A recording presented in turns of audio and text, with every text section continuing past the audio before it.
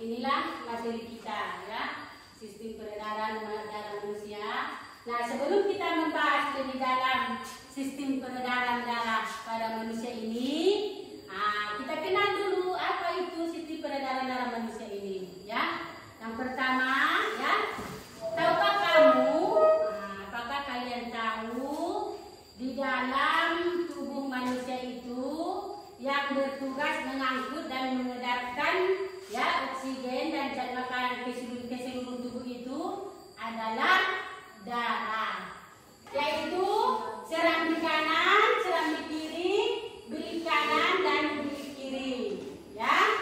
Antara bagian kanan dan kiri di atas, nanti kita disekat oleh jantung. Fungsi sekat ini mencegah bercampurnya darah yang mengandung banyak oksigen dan karbon dioksida. Kita bahas dulu ya. Jantung ini dulu ya, dengarkan. Perhatikan gambar itu ya. Itu adalah gambar jantung. Perhatikan gambarnya yang ini. Nah, ini banyak pembagiannya ya. Tapi kita bahas hanya yang 4 ini dulu ya, pembagian 4 jantung itu. Ya, sekarang kita akan mempelajari bagian-bagian jantung. Jangan itu. Jantung itu dibagi menjadi berapa ruang? 4. Coba sebutkan. Serambi kanan, serambi kiri, bilik kanan dan bilik kiri. Oke, itulah dia pembagian ruang jantung. Oke ya. Pada bagian serambi kanan, ya, serambi kanan itu tengok ya. Itu memiliki fungsi. Apa fungsi serambi kanan ini? Dia berfungsi untuk menerima darah kotor. Ya, serambi kanan berfungsi untuk menerima darah kotor atau darah yang mengandung banyak karbon dioksida dari seluruh tubuh. Itu adalah fungsi apa itu? Serambi kanan. Ya, tahu ya? Serambi kanan berfungsi untuk menerima darah kotor yang mengandung banyak karbon dioksida dari seluruh tubuh. Ternyata darah kotor yang terdapat pada tubuh kita ini ya, yang menampung adalah serambi kanan. Ini bagian jantung.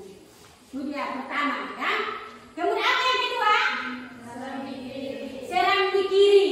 Perhatikan gambar itu ya. Itu tadi apa itu? Pembagian ruang jantung. Ada 4. Pertama, serambi kanan. Fungsinya untuk menerima darah kotor yang banyak. Iya, mengandung karbon dioksida ke seluruh tubuh. Itu fungsinya. Kemudian yang kedua apa? Serambi kiri. Serambi kiri berfungsi untuk menerima darah yang bersih. Kebalikan dari serambi kanan. Kalau serambi kanan kotor, serambi kiri bersih. Ya. Menerima darah yang bersih. Ya. Nah, kemudian darah yang bersih inilah darah yang mengandung banyak oksigen. Ya.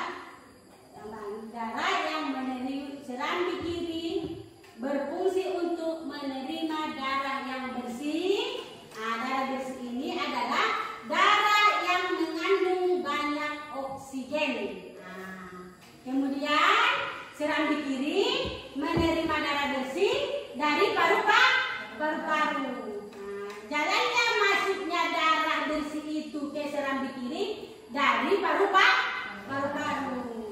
Ya.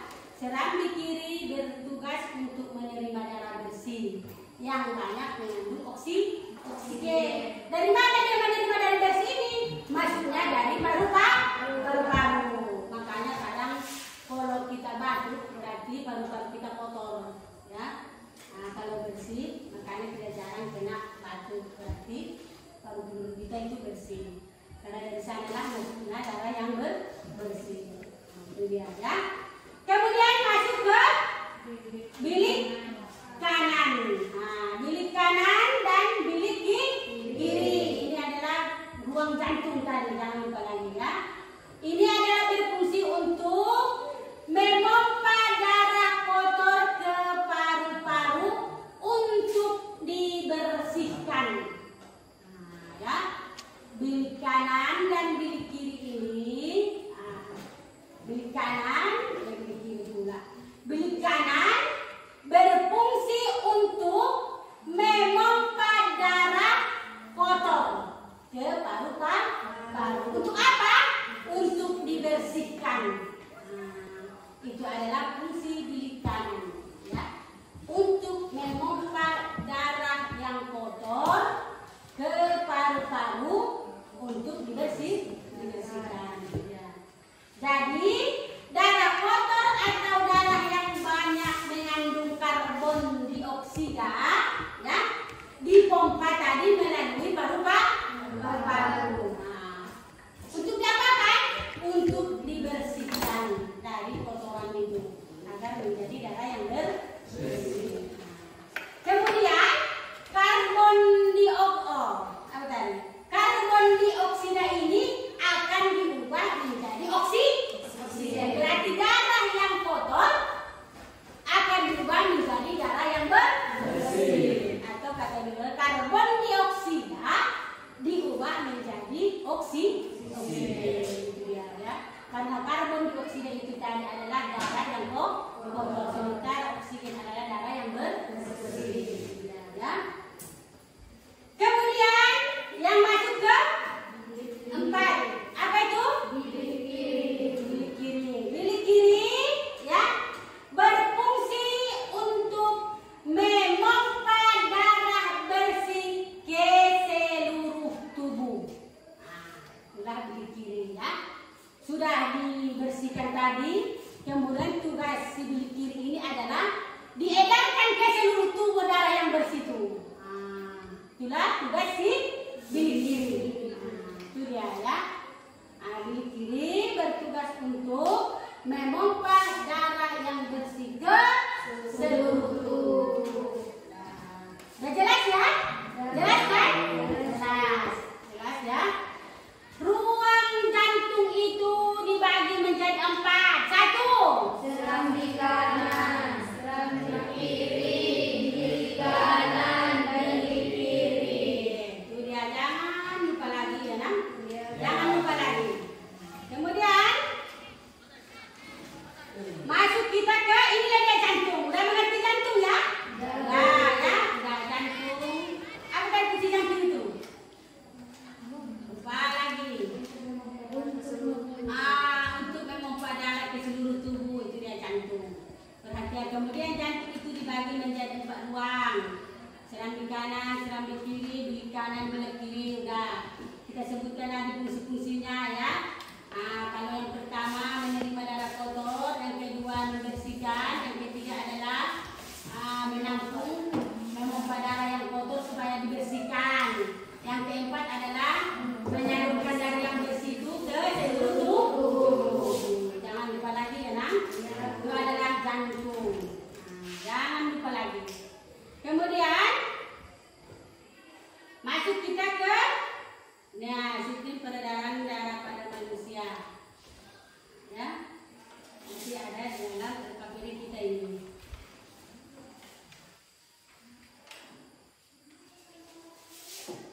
Kemudian peredaran darah besar, ini dia. Sistem peredaran darah pada manusia itu pertama adalah sistem peredaran darah besar disebut dengan sistematik. Peredaran ini gambarnya. Perhatikan gambarnya, ya. Peredaran besar, silakan dibaca dalam hati. Peredaran besar dimulai darah keluar dari jantung melalui aorta menuju ke seluruh tubuh. Ya, organ bagian atas dan organ bagian bawah. Melalui arteri, darah yang kaya akan oksigen menuju ke sistem organ, maka disebut sebagai sistem peredaran sistematik. Dari sistem organ vena membawa kotor menuju ke jantung.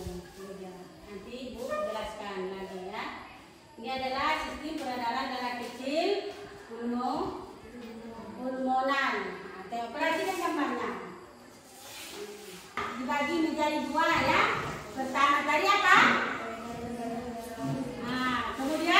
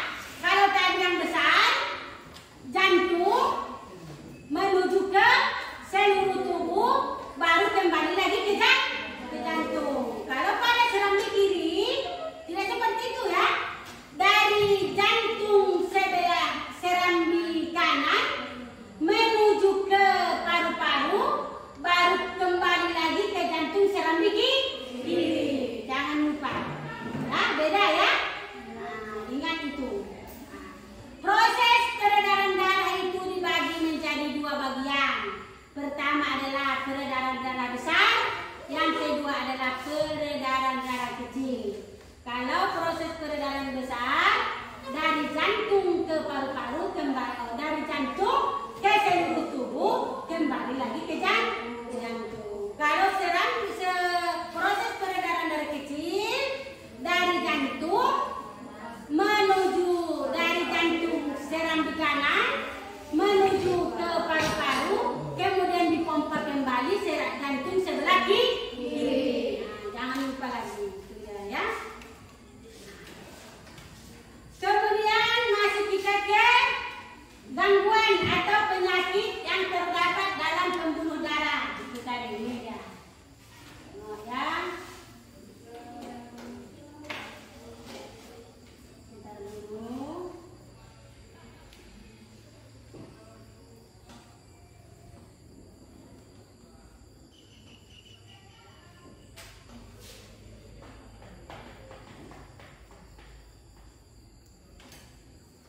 Lagi ya, jangan masuk kita ke LKPD. Mana tadi penyakit yang kedua ini? Oke, tengok itu, ya. Masuk kita gangguan pada organ peredaran darah manusia. Dapat terjadi karena pertama adalah non keturunan, yang kedua adalah keturunan. Nah, berdasarkan contoh gangguan pada organ peredaran darah manusia itu, mulai dia, ya. Gangguan pada sistem peredaran darah manusia. Ada gangguan ini yang sering terjadi pada manusia, ya. Pertama adalah hemofili. Apa itu hemofili? Buat dibaca. Apa hemofili? Merupakan penyakit yang menyebabkan darah tidak proses darah dengan tinggi. Kemudian penyakit apa lagi? Anemia. Apa itu anemia? Merupakan penyakit kekurangan darah yang dapat terjadi pada infeksi seksual. Terus, apa lagi? Leukemia. Oke, apa itu leukemia? Merupakan penyakit di mana pertambahan sel darah sosial tidak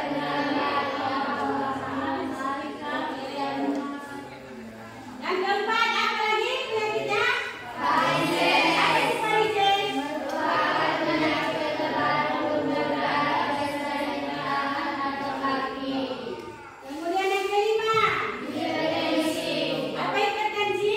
Merupakan penyakit di mana terjadi tekanan darah yang tinggi. Oke, kemudian ya. Nah, inilah gangguan atau penyakit yang sering terjadi pada manusia, yang mengganggu terdapat pada sistem peredaran darah. Ini biasa terjadi pada kita ini. Nah, jadi untuk itu, ya, untuk mencegah semua penyakit itu ada beberapa hal yang perlu kita laksanakan atau perlu kita lakukan, ya, agar penyakit ini tidak ada pada manusia, pada kita sendiri. Apa itu, Bu? Yang pertama adalah makan makanan yang bergizi, yang bervitamin, yang bernutrisi. Nah, ya. Kemudian berolahraga yang teratur. Nah, pagi berolahraga, ini kata tadi senam kau malas. Itu olahraga yang teratur agar kau terhindar dari penyakit ini. Kau kan punya darah kan? Itu makanya jaga kesehatanmu agar kau tidak terkena beberapa penyakit yang terkandung dalam darah manusia. Ini dia udah kau tengok. Nah, ya, sering terjadi ini. Tidak sekarang, nanti di hari tua. Makanya jagalah untuk mencegah itu, mulailah dari sekarang, ya, dari seusia muda. Cobalah atur, ya. Nah, pertama adalah makanlah makanan yang bergizi, bernutrisi, bervitamin. Jangan kau makan bakso yang banyak mengandung penyedap. Nah, ya, nanti bisa kau terkena hipertensi, leukemia, karena darah kita kotor. Kurangi makan makanan yang banyak mengandung penyedap, termasuk saus. Ya, hindari itu agar kita terhindar dari penyakit ini yang terkandung dalam peredaran darah manusia itu. Yang kedua apa? Berolahraga secara teratur. Sekolah kita menerapkan hari Jumat, hari Sabtu berolahraga setiap pagi, dimulai setengah 7 sampai setengah jam 8. Cobalah rutin berolahraga. Nah, ikuti ya, agar kau sehat, tidak sakit. Tidak sekarang kau sakit, nanti di hari tua kau sakit. Sekarang banyak anak sekolah yang sakit. Kenapa? Karena tidak menjaga pola makan. Mau sekolah tidak makan, berarti bahwa waktunya tidak makan. Kau hanya memakan yang banyak mengandung penyedap. Contohnya adalah Indomie. Ya, suatu hari nanti kau bisa seperti ini, karena darahmu akan terjangkit bakteri. Ya. Nah, makanlah makanan yang bernutrisi, yang bervitamin. Nah, jaga pola makanan. Kemudian berolahraga yang cukup. Nah, yang ketiga adalah tidur dan istirahat yang teratur. Ini kau sudah jam 10 masih begadang, masih asik main handphone. Jam harus tidak tidur. Suatu saat kau akan sakit. Bisa kau sakit leukemia, bisa sakit hemofilia, hipertensi, hipotensi, banyak ya. Ada lagi namanya nanti sklerosis, jantung koroner, banyak itu. Makanya istirahat yang cukup. Kalau sudah jam 10 tidur, atur pola tidurmu, agar kau terhindar dari beberapa penyakit. Dah ya. Untuk menghindari gangguan pada sistem peredaran darah manusia ini, penyakit ini, maka ada beberapa hal yang perlu kau laksanakan, yang perlu kau lakukan dari dini. Yang pertama adalah makanlah makanan yang bergizi, bernutrisi. Yang kedua adalah berolahraga teratur. Yang ketiga adalah tidur dan istirahat yang cukup. Oke ya, udah jelas itu ya. Itulah materi kita ya, materi kita tentang sistem peredaran darah. Jadi untuk itu dari materi kita tadi, masuk kita ke soal. Ya, silakan kau jawab soalnya. Sebelum masuk kita kepada soal atau latihan, silakan anak kami semuanya bentuk dulu kelompoknya 4 kelompok. Putar mejanya. Ini kelompok 1, itu kelompok 2 ya, itu kelompok 3, itu kelompok 4. Ya. Tentukan dulu ketuanya, sampai nanti maju ke depan untuk mempresentasikan hasil kelompoknya. Ditentukan siapa orang yang maju ke depan.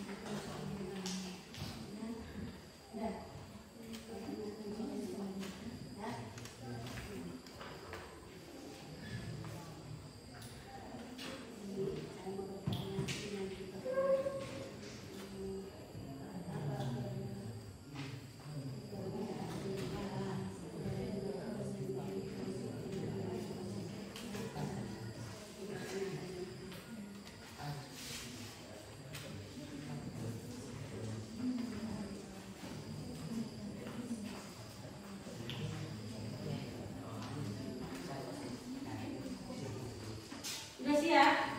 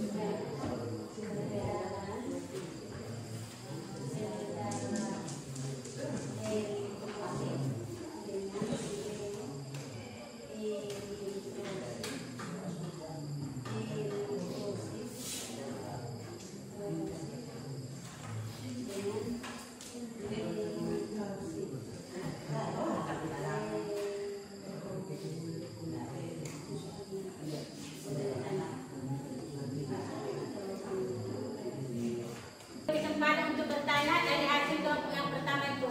Silakan kelompok yang lain memberikan pertanyaan atau membuat masukan. Siapa yang mau bertanya silakan. Berdiri nak. Apa perbedaan antara leukosit dan eritrosit? Silakan dijawab. Kelompok yang kedua silakan maju.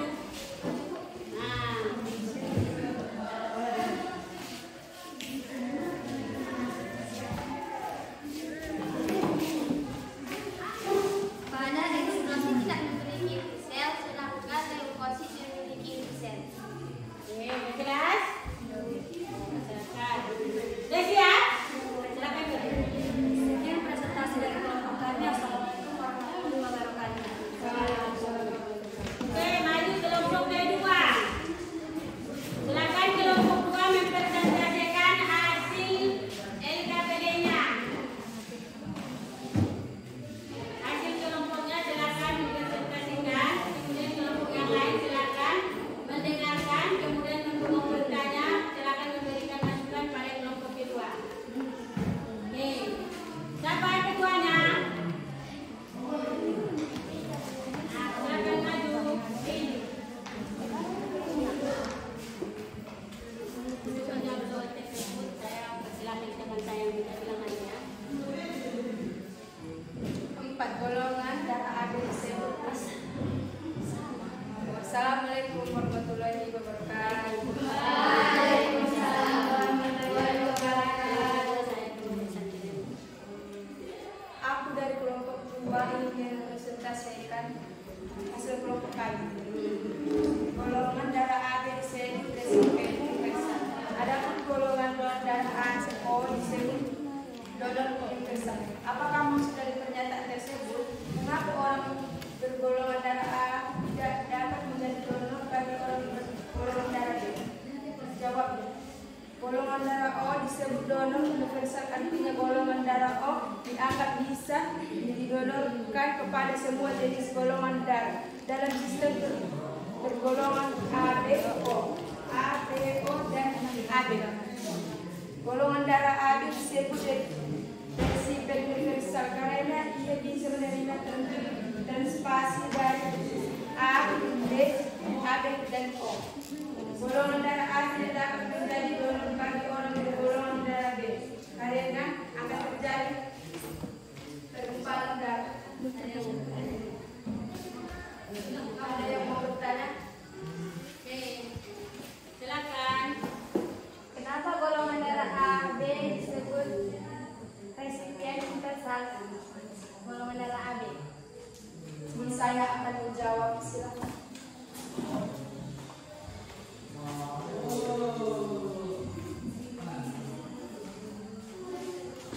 Karena golongan darah AB disebut resipien universal karena ia bisa menerima transfusi dari